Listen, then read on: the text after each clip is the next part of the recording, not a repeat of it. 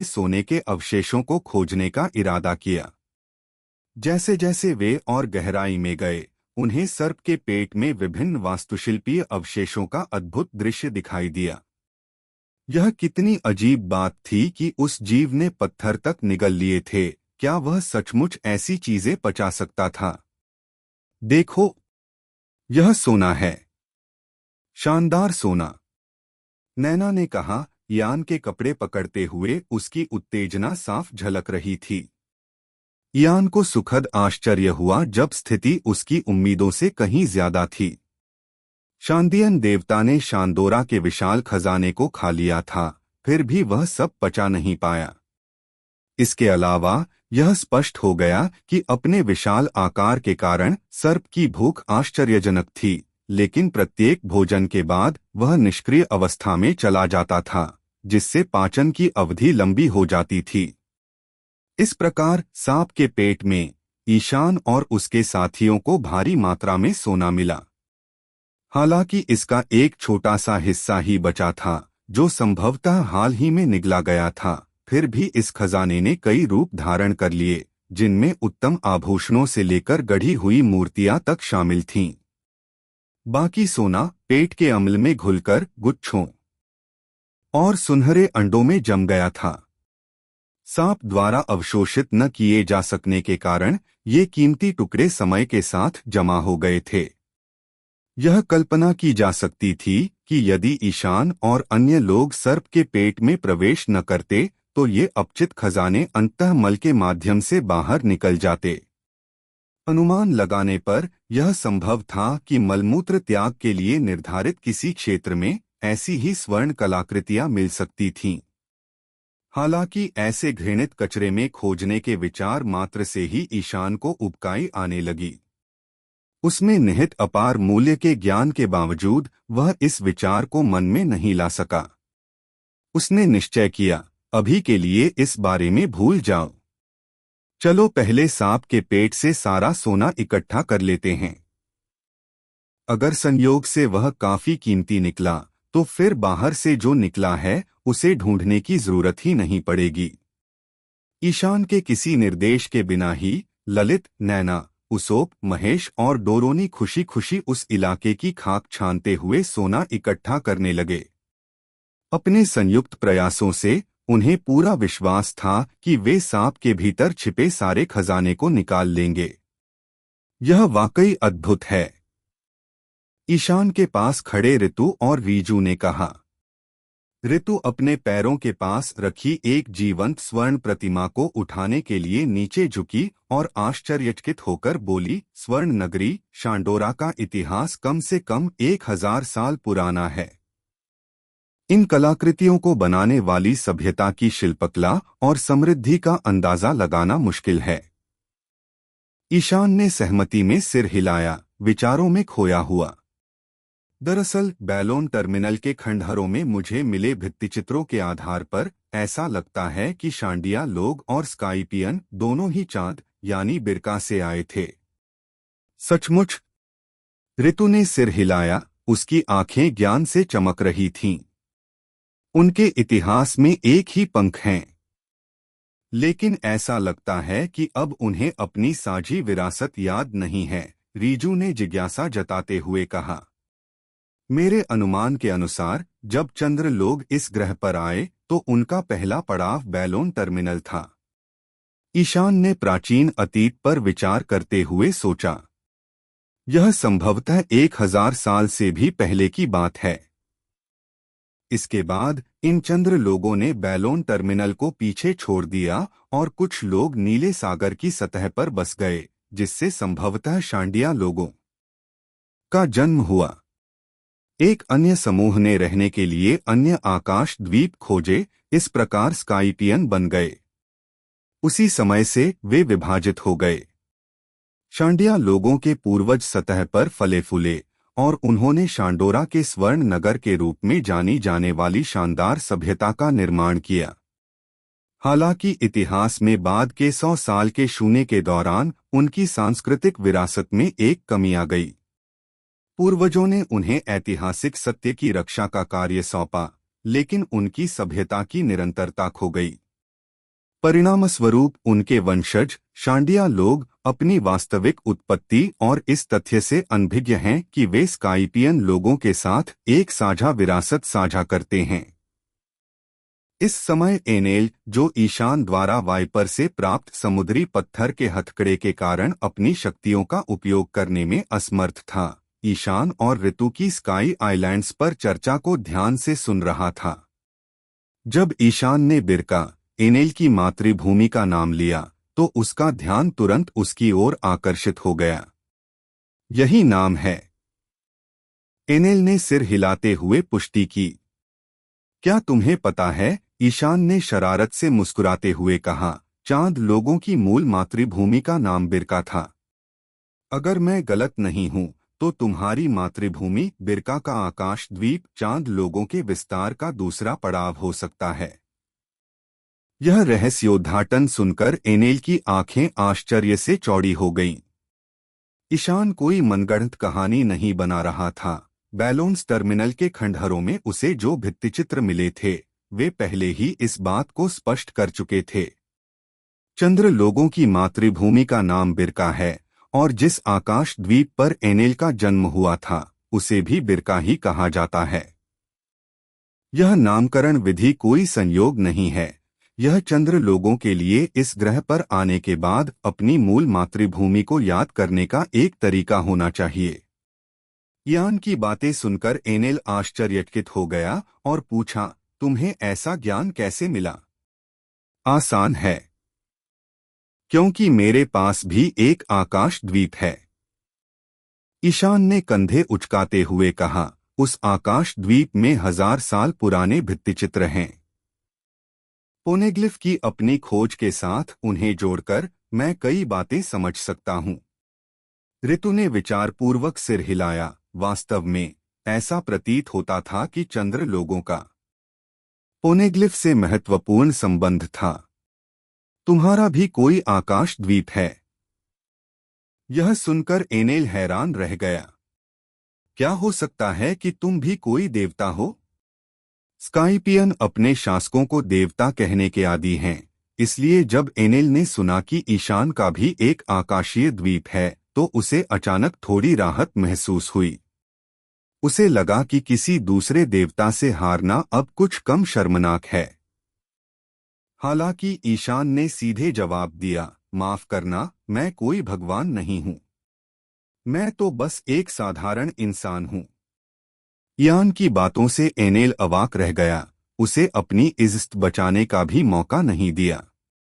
लेकिन उसके पास ईशान को डांटने का कोई रास्ता नहीं था, इसलिए वह बस ठंडी खर्राटे भरकर अपना मुंह फेर सकता था।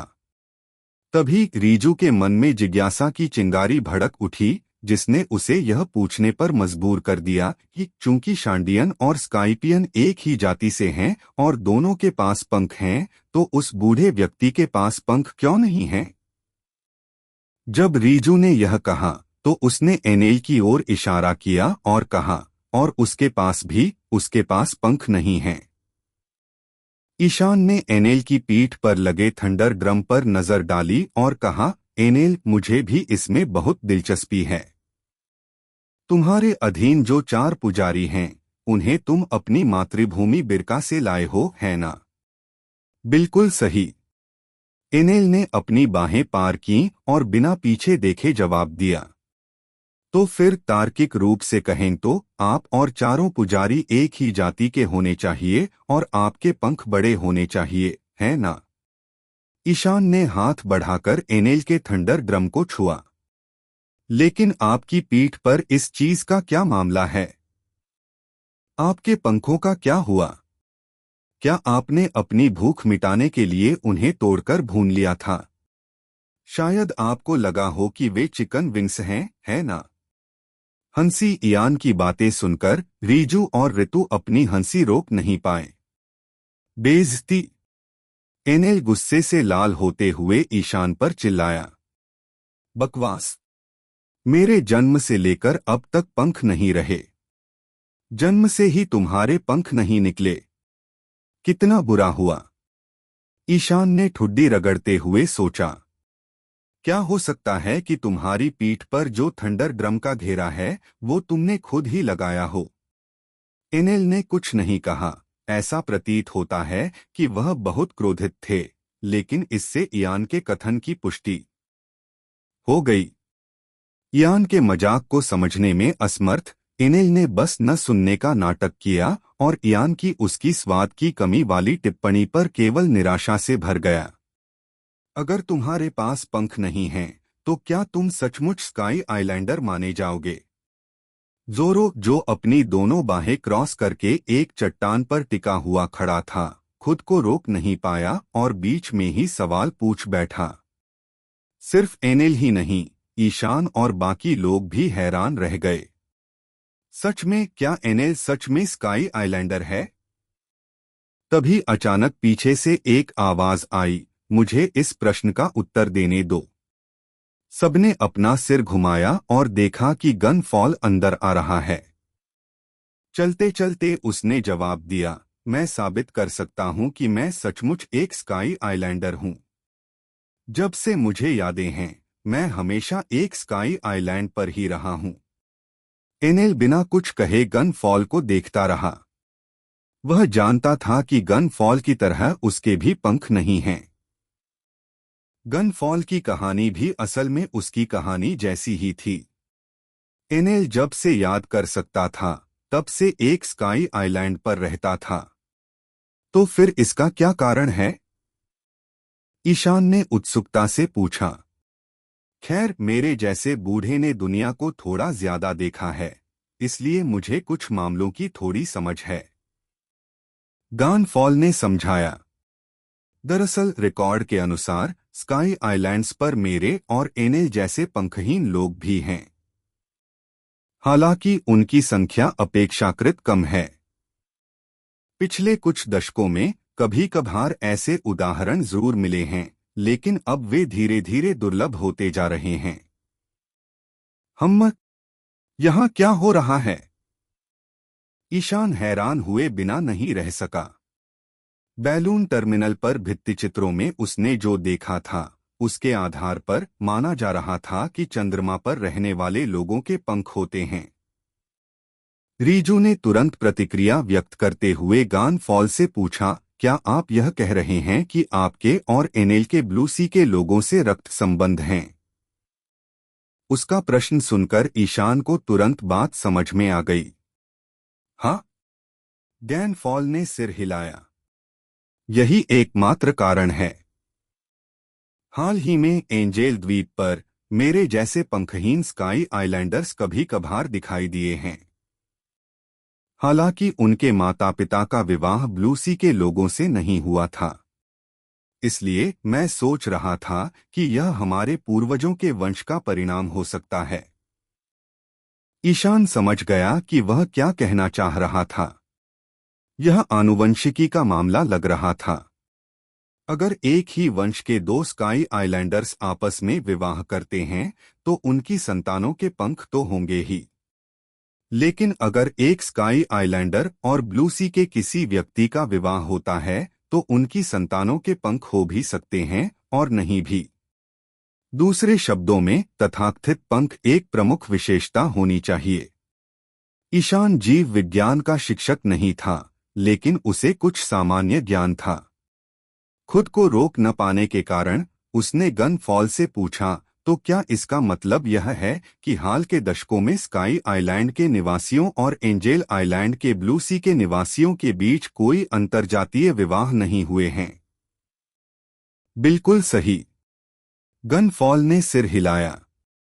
हालांकि इस स्काई आइलैंड तक जाने के लिए एक रास्ता जरूर है, लेकिन हाल के सालों में नीले सागर से यहाँ आने वाले ज्यादातर लोग समुद्री डाकू होते हैं और वे काफी खूंखार होते हैं। ईशान ने सहमति में सिर हिलाया। बात तो समझ में आई। पिछले 2 दशकों में महान समुद्री डाकुओं का युग शुरू हो चुका था और इस स्काई आइलैंड पर आने वाले समुद्री डाकू वन पीस की तलाश में ग्रैंड लाइन पर कदम रखने वाले समुद्री डाकू थे। स्काई आइलैंड वासियों के लिए ये समुद्री डाकू आदर्श संभावित साथी से कोसों दूर थे। स्काई आइलैंड वासियों और ब्लू सी के लोगों के बीच कोई अंतर्विवाह न होने के कारण एनेल और गानफॉल जैसे मिश्रित रक्त वाले लोगों की संख्या समय के साथ स्वाभाविक रूप से कम होती गई। अगर कभी कभार बच्चे पैदा भी हुए तो संभवतः यह पैतृक वंश की विरासत के कारण था, जो दर्शाता है कि पिछली पीढ़ियों में ब्लू सी के लोगों के साथ अंतर्विवाह हुए थे, जिससे उनका वंश आगे बढ़ा। पास में खड़ा जोरो अधिकाधिक उलझन में पड़ गया और खुद को रोक न सका, लेकिन पूछा, आप जो सारी जानकारी चर्चा कर रहे हैं उसका क्या उपयोग है? यह बहुत उपयोगी है, रीजू ने समझाया।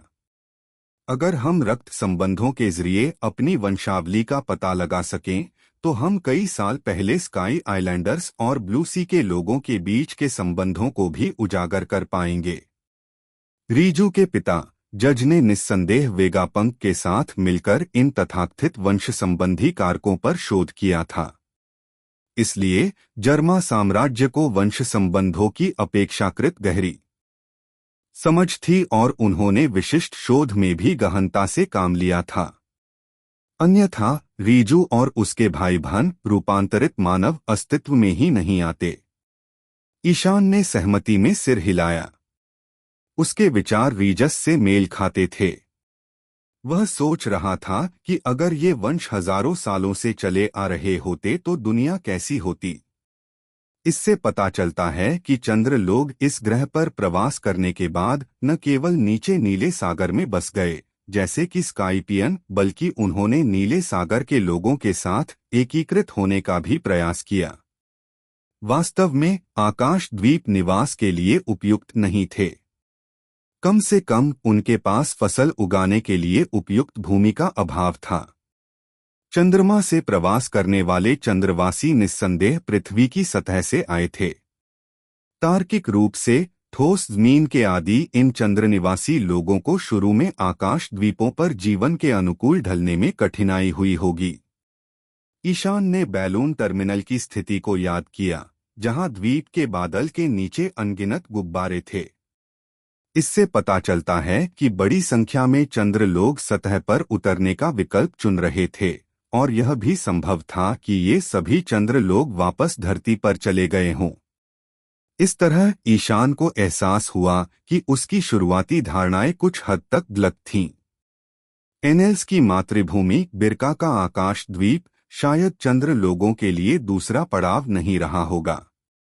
इसके विपरीत यह चंद्र लोगों के लिए पहला लैंडिंग स्थल भी हो सकता था। वे ऐसा क्यों कहेंगे? क्योंकि इस आकाश द्वीप पर एक अजीब सा माहौल है जिसे पृथ्वी पूजा के नाम से जाना जाता है। स्काई आइलैंड की सड़कों पर अजीबोगरीब मूर्तियां हैं। ये देवता नहीं हैं, बल्कि एक आध्यात्मिक आस्था का प्रतीक हैं जो धरती की ही पूजा करती है। जब स्काइपिया का स्वर्ण नगर शांडोरा आकाश में प्रक्षेपित किया गया तो स्काई आइलैंड के निवासी इस चमत्कारी भूमि के उपहार पर कब्जा करने के लिए बेताब होकर शांडियनों से युद्ध करने लगे। ये युद्ध कई वर्षों तक चलते रहे। सिर्फ एंजेल द्वीप के निवासी ही नहीं, बल्कि नीले सागर से आने वाले लोग भी, जैसे एनेल के अनुयायी, इस विश्वास को मानते हैं। एनेल के अनुयायी तो अनंत पृथ्वी पर लौटने का भी विचार करते हैं। ये सभी व्यवहार पृथ्वी की अवधारणा से जुड़े हुए हैं, जो यह दर्शाता है कि स्काई आइलैंडर्स भूमि के लिए कितनी लालसा रखते हैं। ऐसे में इस ग्रह पर प्रवास करने वाले चंद्रवासियों की परिस्थितियों की कल्पना करना मुश्किल नहीं है। हालांकि लोग आकाश द्वीपों पर जीवित रह सकते हैं, लेकिन हजारों मीटर नीचे ठोस जमीन है जिसे वे छोड़ नहीं सकते। ईशान को शक है कि बैलून टर्मिनल का आखिरी पड़ाव शायद वही होगा जहां चंद्र लोग यहां आकर बस गए थे। बैलून टर्मिनल की संरचनाएं ज्यादातर बरकरार हैं और उन पर युद्ध या आपदा के कोई निशान नहीं दिखते। कई घर खाली हैं, जिससे पता चलता है कि चंद्र लोग शायद व्यवस्थित तरीके से यहां आकर बस गए थे। नीले सागर में पहुंचने के बाद चंद्र लोगों ने जीवित रहने और इन द्वीपों पर स्काइपियंस गोल्डन सिटी जैसी एक शानदार सभ्यता बनाने की कोशिश की। इस प्रक्रिया में उनका सामना नीले सागर के लोगों से हुआ और पंखों के अलावा उनकी एक जैसी शक्ल सूरत के कारण उन्होंने उनसे विवाह भी कर लिया। लेकिन अब महत्वपूर्ण बात यह है कि ये चंद्र लोग संभवतः किसी महत्वपूर्ण घटना के घटित होने से पहले बहुत लंबे समय तक सतह पर जीवित नहीं रह पाए। यह घटना संभवतः 0वीं शताब्दी से निकटता से संबंधित है। वर्तमान में ईशान को नहीं पता कि उस समय वास्तव में क्या हुआ था, लेकिन रॉबिन्स द्वारा ऐतिहासिक ग्रंथों से प्राप्त जानकारी के आधार पर हो सकता है कि चंद्रमा के लोगों को शामिल करते हुए एक बड़े पैमाने पर युद्ध हुआ हो। इस युद्ध के दौरान चंद्र लोगों को भारी क्षति हुई और उनकी सभ्यता लगभग नष्ट हो गई। अस्तित्व की हताशा में उनमें से एक हिस्से के पास नीले सागर की धरती को छोड़कर आकाश द्वीपों पर लौटने के अलावा कोई विकल्प नहीं था। हालांकि इस बार वे शायद अपने पुराने बैलून टर्मिनल पर नहीं लौटे होंगे, बल्कि उन्हें एक नया स्काई आइलैंड मिल गया। युद्ध के ज़ख्म सहने के बाद उन्हें अपनी मातृभूमि की याद आने लगी, इसलिए उन्होंने इस नए स्काई आइलैंड का नाम अपनी मातृभूमि के नाम पर ही बिरका रख दिया। इस स्काई आइलैंड पर बसने के बाद उन्होंने कुछ और काम भी किए। उदाहरण के लिए वे बाद में बैलून टर्मिनल पर दोबारा गए और एक पोनेग्लिफ छोड़ गए और पहरेदारों के तौर पर रोबोट सैनिकों की व्यवस्था की।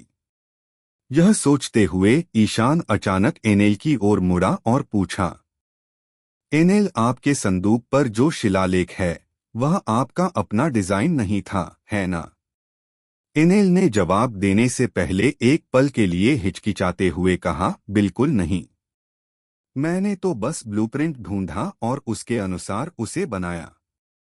यहाँ तक कि नाम भी, वह भी ब्लूप्रिंट से आया होगा, तुम्हारी अपनी पसंद से नहीं, है ना? ईशान ने फिर पूछा। इस बार तो एनेल भी हैरान रह गया। उसने पूछा, तुम्हें कैसे पता चला? ईशान ने सिर हिलाकर अपने संदेह की पुष्टि की।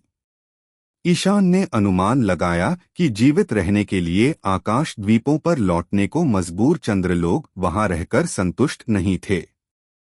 वे अपने वतन वापस जाने के लिए तरस रहे थे, लेकिन यह कैसे संभव होगा, यह एक पहेली बन गया था। इसलिए उन्होंने चंद्रमा पर लौटने के लिए एक उड़ने वाला जहाज बनाने का विचार किया।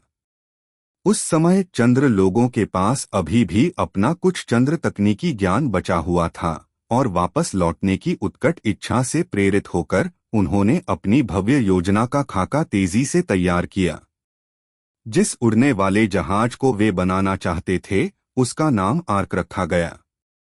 आर्क शब्द का चुनाव कोई संयोग नहीं था, इसमें मोक्ष का निहित अर्थ छिपा था। नीचे नीले सागर में चल रहे विशाल युद्ध से हताश और भयभीत चंद्रवासी अपनी सभ्यता के विलुप्त होने से भयभीत थे। इसलिए उन्होंने अपने जहाज के लिए आर्क को उपयुक्त रूप से चुना, जो उनकी मुक्ति और अपने वतन लौटने की आशा का प्रतीक था। हालांकि जहाज का खाका तैयार करने के बाद चंद्र लोगों को एक बड़ी चुनौती का सामना करना पड़ा। वे जहाज बनाने में असमर्थ हो गए। सामग्री के अलावा उनकी सबसे बड़ी कमी ऊर्जा थी। चांद पर वापस संसाधनों की कमी के कारण चंद्र लोग नीले सागर की ओर पलायन कर गए थे। अब स्काई आइलैंड्स में स्थानांतरित होने के लिए मजबूर होने के कारण वे नीचे नीले सागर से आवश्यक ऊर्जा प्राप्त करने में असमर्थ थे। चांद पर लौटने का उनका सपना रात के आसमान में किसी धुंधले तारे की तरह दिन-ब-दिन दूर होता जा रहा था।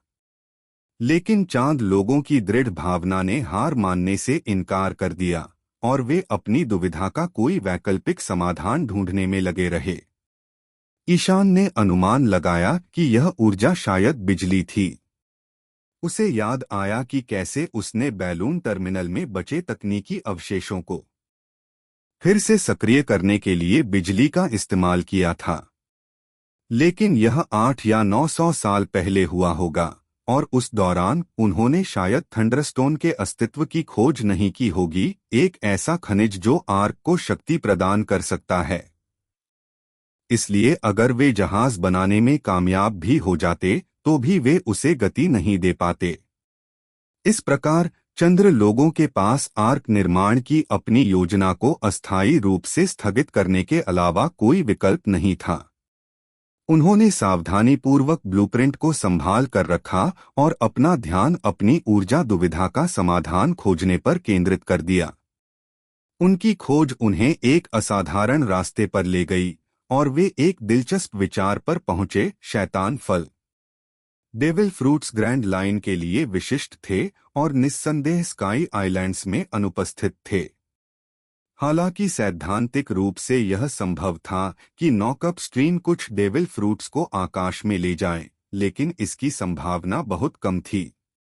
एक और संभावना यह थी कि नीले सागर के निवासी जो आकाश द्वीपों पर गए थे अपने साथ शैतानी फल लाए होंगे।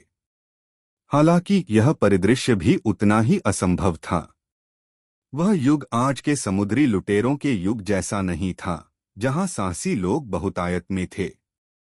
उस समय नीले सागर में संघर्ष व्याप्त थे और ऐसी दुर्लभ खोजें असंभव थीं। इसलिए उनके पास अपने लोगों को नीले सागर के खतरनाक क्षेत्रों में एक विशिष्ट शैतान फल रंबल फल की तलाश में भेजने के अलावा कोई अन्य विकल्प नहीं था। वे इस शैतान फल की शक्ति का उपयोग करके अपने भव्य जहाज को सक्रिय करना चाहते थे। फिर भी जब उन्हें आखिरकार वह फल मिल गया तो उनके दुश्मनों को उनकी खोज की भनक लग गई। चंद्र लोगों के निशान का पीछा करते हुए वे चंद्र लोगों के द्वीप पर पहुंच गए और उनके खिलाफ विनाशकारी युद्ध छेड़ दिया। बहुप्रतीक्षित रंबल फल उनकी आशा की आखिरी किरण बन गया जो ब्लूप्रिंट के साथ छिपा हुआ था। दुर्भाग्य से बिरका द्वीप के अधिकांश चंद्र लोग नष्ट हो गए और जो बच गए वे शायद अपनी कम उम्र के कारण अपनी सभ्यता का ज्ञान प्राप्त करने में असफल रहे। परिणामस्वरूप बिरका की दिव्य संस्कृति में एक विराम आ गया, जिससे आने वाली पीढ़ियां अपने ही विस्मृत इतिहास के बारे में अंधेरे में रह गईं। वह स्थान जहां डिजाइन के चित्र छिपे थे उनके दुश्मनों द्वारा खोजा नहीं जा सका और तब तक अस्तित्व में रहा जब तक कि एनेल संयोग से उस पर नहीं पहुंच गया। उसने न केवल डिजाइन के चित्र प्राप्त किए बल्कि उसने रंबल फल भी खाया। इसके अलावा संग्रहित जानकारी से उसे अनंत पृथ्वी शब्द का पता चला जो चंद्रवासी अपनी मातृभूमि के लिए इस्तेमाल करते थे। अजीब बात है कि ईशान समझ नहीं पा रहा था कि स्काइपियन और एंजेल द्वीप के निवासियों ने चांद पर अनंत पृथ्वी की खोज के बारे में क्यों नहीं सोचा। यह संभावना सिर्फ एनेल ने ही सोची थी। अगर इयान की याददाश्त सही थी तो एनेल ने अनंत पृथ्वी की अपनी यात्रा का वर्णन करते हुए वापसी शब्द का इस्तेमाल किया था। इससे पता चलता है कि उसे अपनी असली मातृभूमि का पता जरूर रहा होगा और संभवतः उसने यह जानकारी डिजाइन चित्रों के साथ संग्रहित सामग्रियों में पाई होगी, जिनमें संभवतः जहाज के निर्माण के उद्देश्य का उल्लेख था। रंबल फल खाने के बाद एनेल को असाधारण शक्तियां प्राप्त हुईं और उसका आत्मविश्वास बढ़ गया। हालांकि इस समय वह सामग्री से मिली जानकारी के टुकड़ों से गुमराह हो गया, जिससे उसे विश्वास हो गया कि स्काइपिया उनका असली घर नहीं है। उसे यकीन हो गया था कि यह वह जगह नहीं है जहां उसका निवास है, खासकर इसलिए क्योंकि एक अर्धनस्ल होने के कारण उसके पास पंख नहीं थे, जिससे उसे विश्वास हो गया कि वह स्काई आइलैंडर्स से बिल्कुल अलग है। परिणामस्वरूप उसने अपनी मातृभूमि को नष्ट कर दिया और अनंत पृथ्वी पर लौटने का अवसर तलाशने लगा। इसके बाद आर्क बनाने के लिए सामग्री की तलाश में एनेल और उनके समान विचारधारा वाले साथियों का एक समूह एंजेल द्वीप पहुंचा, जहां उन्होंने गन फॉल को उखाड़ फेंका और सत्ता के पदों पर आसीन हुए। उन्होंने स्वर्ण नगरी शांडोरा से गिरे बिखरे सोने को इकट्ठा करना शुरू किया जब उसे जया द्वीप द्वारा आकाश में उठाया गया था। डिजाइन के चित्रों के आधार पर उन्होंने आर्क मैक्सिम का निर्माण शुरू किया। चूंकि ईशान ने आर्क मैक्सिम को नष्ट कर दिया था, इसलिए उसने उसकी आंतरिक संरचना देखी थी और पहचान लिया था कि जहाज के अंदर की तकनीक वर्तमान स्काई आइलैंड्स बेल सभ्यता से बहुत अलग थी। यह उस तकनीक से मिलती जुलती थी जो ईशान को बैलोन टर्मिनल स्टेशन में मिली थी, और यही उसकी अटकलों का आधार बनी। अपने सिद्धांत की पुष्टि के लिए ईशान को केवल एनेल के अतीत के बारे में पूछताछ करने की जरूरत थी। ईशान को अपने अनुमानों को ध्यान से बताते हुए सुनकर एनेल ने आंखें चौड़ी करके उसे देखा। सच बिल्कुल वैसा ही था जैसा ईशान ने बताया था। एनेल को एक गुप्त कक्ष में रंबल रंबल फल मिला, साथ ही आर्क मैक्सिम के डिजाइन चित्र भी। इसे प्राप्त करने के बाद वह अपने पूर्व आकाश द्वीप बिरका पर एकमात्र शैतान फल का उपयोग करने वाला बन गया और उसका आत्मविश्वास बढ़ गया। ऋतु और अन्य लोग जानते थे कि इयान की अटकलें उसके द्वारा एकत्रित की गई बहुत सारी जानकारी पर आधारित थीं, लेकिन समस्या यह थी कि एनेल को यह पता नहीं था। एक पूर्ण अजनबी व्यक्ति कुछ ही क्षणों में उसकी पृष्ठभूमि का मोटे तौर पर अनुमान लगा सकता है, और वह निश्चित रूप से सोचेगा कि यह व्यक्ति गहन और अथाह है। शुरू में ईशान ने एनेल को पीटकर उसे गंभीर मनोवैज्ञानिक आघात पहुंचाया था, और अब इयान की उपस्थिति में एनेल को ऐसा महसूस हो रहा था जैसे वह हीन हो गया हो। इयान के शब्द न केवल एनेल के लिए बल्कि गनफॉल के लिए भी सुनने के लिए थे। इससे स्काई आइलैंड के सभी लोगों को अपनी साझा उत्पत्ति समझने में मदद मिल सकती थी, जिससे उनके बीच एकता बढ़ सकती थी। ईशान नहीं चाहता था कि यह एंजेल आइलैंड अराजकता में रहे, और उसने भविष्य में इस स्काई आइलैंड के साथ कुछ व्यापार करने की योजना बनाई। आखिरकार स्काई आइलैंड की संस्कृति और समुद्री पत्थर ही तो ईशान की चाहत थे। हाँ, बड़े भाई ईशान, देखो हमने क्या पाया है। तभी ईशान ने अचानक ललित, नैना और बाकियों को सामने से चिल्लाते सुना। पलटकर देखा तो वे सब अपनी पीठ पर बड़े बड़े गट्ठर लादे भाग रहे थे। ललित ने जोर से अपना बंडल ईशान के सामने फेंका और वह फट गया, और उसमें से चमकता हुआ सोने का ढेर निकला। सोना! यह सब सोना था। वहां रत्नजड़ित सोने के मुकुट, सजीव सोने की मूर्तियां, नाजुक छोटे छोटे सोने के सींग, बड़ी बड़ी सुनहरी पानी की बोतलें, शिलालेखों वाले सोने के क्रॉस, और यहाँ तक कि एक पूरी तरह से सोने की तलवार भी थी। जैसे ही ये चीजें बाहर गिरीं, सबकी आंखें चौंधिया गईं। और भी है। नैना और उसोप चिल्लाए और अपने अपने बंडल गिरा दिए, जिससे सोने का एक और बड़ा ढेर बाहर गिर गया। नैना के लिए यह वाकई मुश्किल था, इस सोने का वजन असाधारण था। ईशान को यकीन नहीं हो रहा था कि वह लफी के जितना बड़ा बंडल लेकर इतनी दूर तक आई है। चॉपर अब अपने मानव रूप में एक बड़ी बोरी को वापस खींचने के लिए संघर्ष कर रहा था, जिसमें और भी सोना था। इतना सारा सोना! ईशान भी हैरान था। सिर्फ इतना ही नहीं। नैना उत्साहित होकर बोली, ये सब नहीं है। अंदर और भी बहुत कुछ है, पर हम सब नहीं ले जा सकते थे, इसलिए हम पहले वापस आ गए। ईशान उत्सुकता से अपने हाथ मलने से खुद को रोक नहीं पाया। बहुत बढ़िया। तो फिर चलो। हम तुम्हारे पीछे पीछे चलेंगे और सांप के पेट में और गहराई तक जाएंगे। उस क्षण से ईशान और उसका दल नामी के समूह के पीछे पीछे चलने लगा और विशाल सर्प के पेट में और गहराई तक घुसकर उसके भीतर मौजूद सोने के हर आखिरी कण को लूटने लगा। सांप का आकार वाकई बहुत बड़ा था, उन विशाल लताओं से भी ज्यादा जिनका उन्होंने पहले सामना किया था। कोई भी कल्पना कर सकता था कि उसने कितना खजाना निगल लिया होगा, और इस बार ईशान और उसका दल लफी के मूल समूह की तरह सिर्फ कुछ बंडल ही नहीं चुरा रहे थे, वे जो कुछ भी नजर आ रहा था उसे पूरी तरह से लूट रहे थे।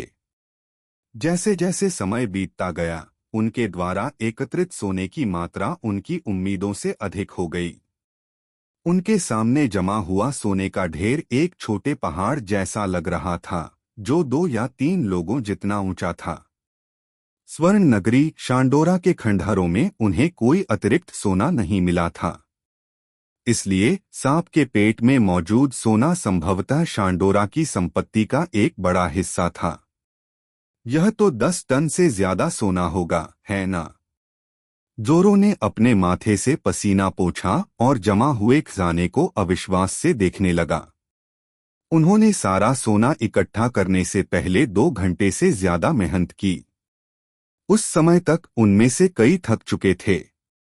नैना, उसोप और चॉपर सोने के ढेर पर हांफते हुए पड़े थे। हालांकि थकान उन पर हावी थी, लेकिन उनकी आंखें उत्साह से भरी हुई थीं। नैना विशेष रूप से अपने सामने सोने के विशाल ढेर को देखकर एक उज्ज्वल मुस्कान के साथ मुस्कुरा रही थी। ईशान खुद भी हैरान था।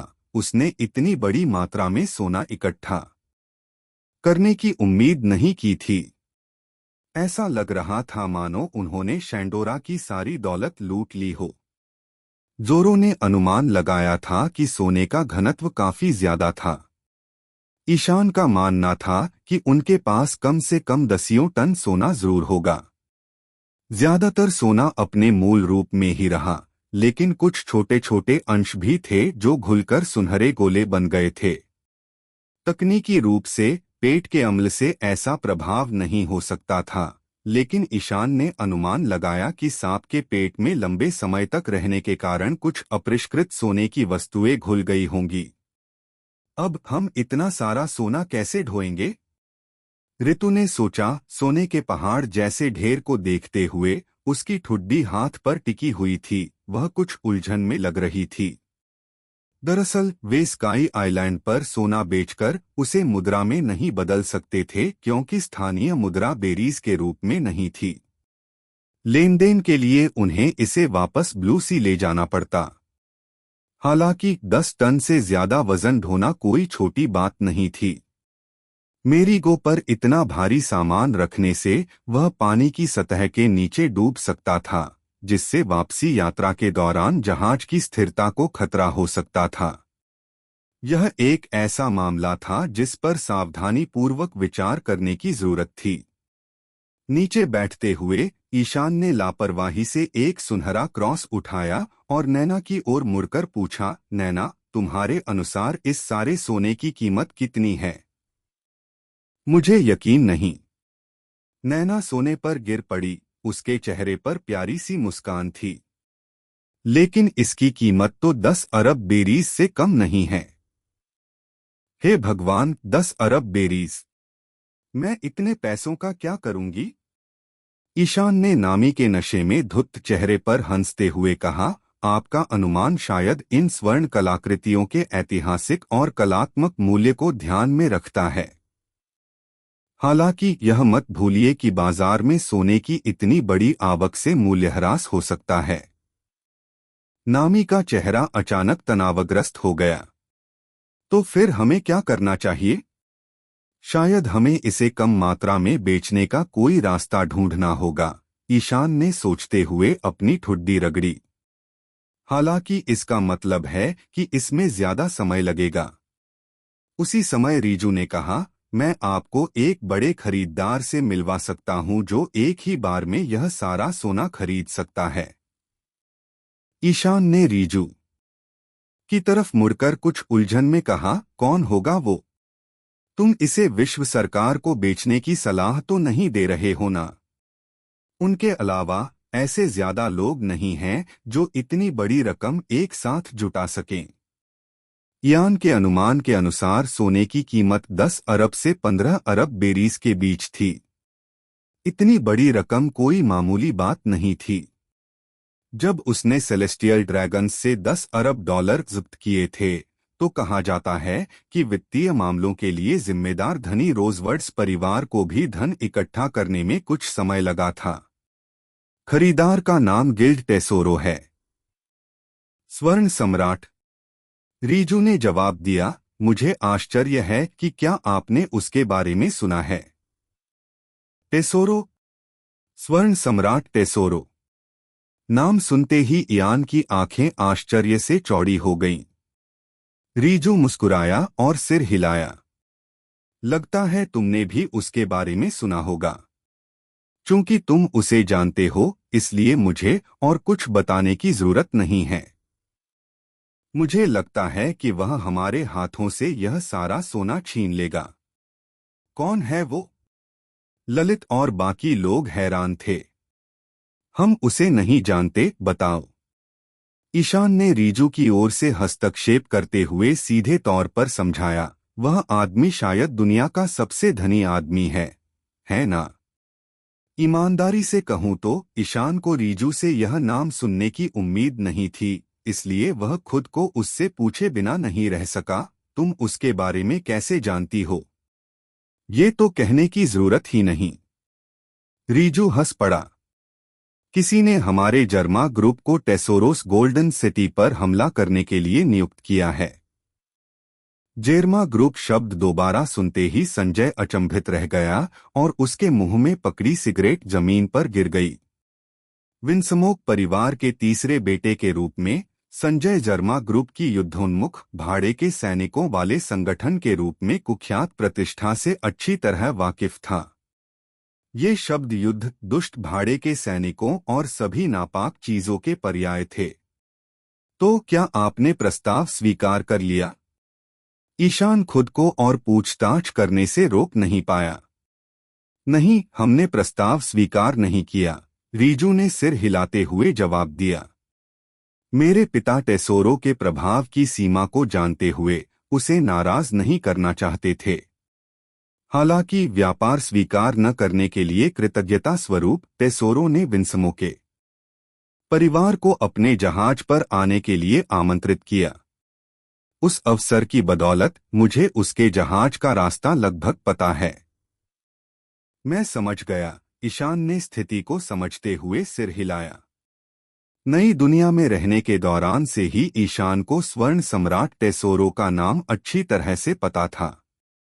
ओल्ड के, या जिसे चालबाज राजा के नाम से ज्यादा जाना जाता है, इयान के दल का एक सदस्य जो जुआ खेलने का शौकीन था, अक्सर स्वर्ण नगरी जाने का सपना देखता था और अपने साथियों को इसके किस्से सुनाकर खुश करता था। संदर्भ अनुवाद, उसे कौन याद करता है? ईमानदारी से बताइए और मुझे टिप्पणियों में बताइए। हालांकि ईशान जानता था कि टेसोरो के स्वर्ण नगरी तक पहुंचना कोई आसान काम नहीं था। सच तो यह है कि टेसोरो का तथाकथित स्वर्ण नगरी समुद्र में तैरता एक विशाल जहाज था, न कि कोई द्वीप। चुंबकीय क्षेत्र के बिना आम लोगों के लिए लॉग पोज का इस्तेमाल करके ग्रैंड लाइन पर नेविगेट करना लगभग नामुमकिन था। जहाज का स्थान ढूंढना एक जुगाड़ का खेल था जो पूरी तरह से भाग्य पर निर्भर था। इसके अलावा टेसोरोस गोल्डन सिटी ने अपने रास्ते में आने वाले चुनिंदा गणमान्य व्यक्तियों और अभिजात वर्ग को निमंत्रण भेजा। उन्होंने निमंत्रण भेजे और मेहमानों को लेने के लिए विशिष्ट मार्ग अपनाए। यद्यपि ये मार्ग निश्चित नहीं थे, फिर भी कुछ मार्ग अधिक स्थापित थे, और चूंकि रीजू एक बार जहाज पर जा चुकी थी, इसलिए यह स्वाभाविक था कि वह इसका अनुमानित मार्ग जानती थी। हालांकि यदि वे टेसोरो के साथ सौदा कर रहे थे, तो उसके लिए सोने के इस बैच को स्वीकार करना पार्क में टहलने जैसा होगा। ठीक है, तो जब समय आएगा तो तुम रास्ता बता दोगे, ईशान ने रीजू से कहा। रीजू ने सिर हिलाया और चुप हो गया। नैना की ओर मुड़कर ईशान ने कहा, ठीक है, अगला कदम मुनाफे का बंटवारा है। दरअसल इस बार स्काइपिया की घटनाओं का लगभग पूरा समाधान ईशान ने ही किया था। इसलिए इस लिहाज से अगर वह सारा सोना भी ले जाता तो भी कोई कुछ नहीं कह सकता था। हालांकि स्ट्रॉ हैट पायरेट्स और ईशान के बीच गहरा रिश्ता है। उनके दल पर नजर डालिए, ललित एस का भाई है, संजय रीजू का भाई है और जोरो इयान का छोटा भाई है। अगर हम ललित और संजय को नजरअंदाज भी कर दें तो भी ईशान जोरो के साथ गलत व्यवहार नहीं करेगा। इसके